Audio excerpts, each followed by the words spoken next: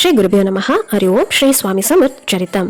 Sundarbai, one of the main attendants of Shri Swami Samarth, belonged to Solapur. She was a widow.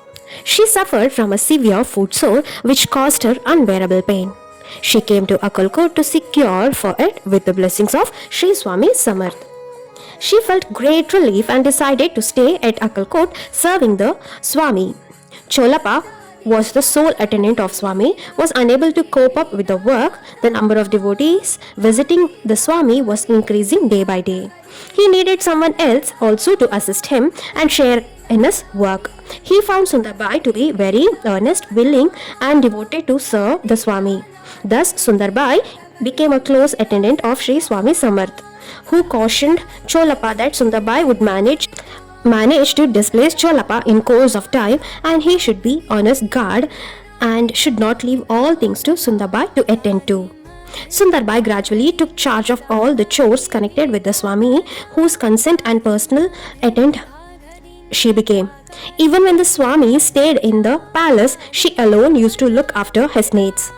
Whoever came to Swami's darshan had to get her consent first. She even came to be believed to be the custodian of the Swami. Without her favor, Swami's favor could not be secured.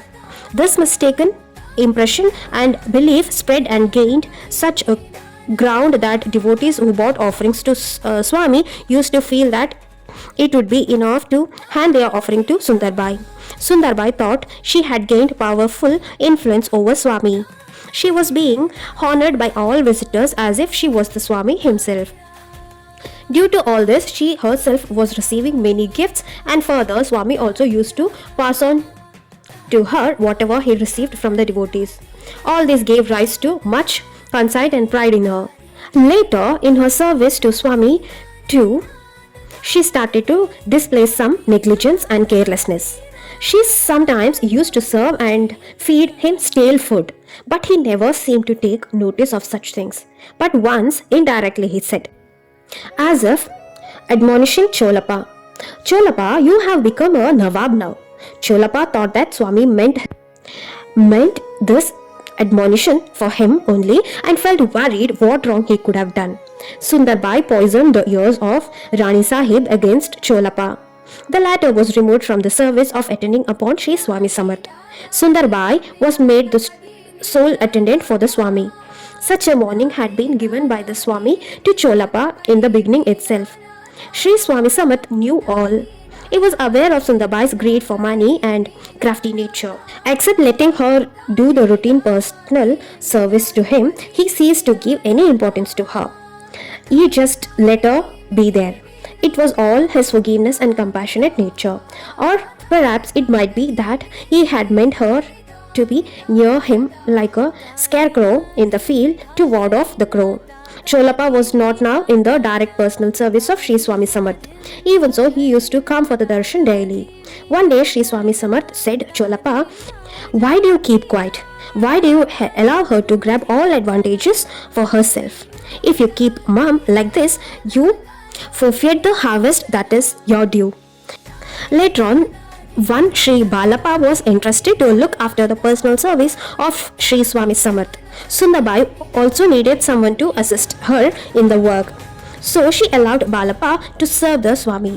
Balappa dedicated all his time to this service and found the greatest joy in serving personally the Lord. Sundarbai's greed grew more and more as of fire which blazed the more it needs to be fed. She began to extract money from all visitors. Without tips to her first, nobody was allowed to go for the darshan. She used all possible tricks to attract money and presents from the devotees. On one occasion, Sri Swami Samarth seemed to have become really wild with her. He flung his sandal at her when she appropriated an amount of ₹25 from the offering of a devotee. In spite of these faults, Sri Swami Samarth had much consideration and affection for Sundarbai. She was otherwise quite meticulous in her work and personal service to the Swami, at least till later years. On one occasion, a grocer by the name Bhujanga quarrelled with her and abused her.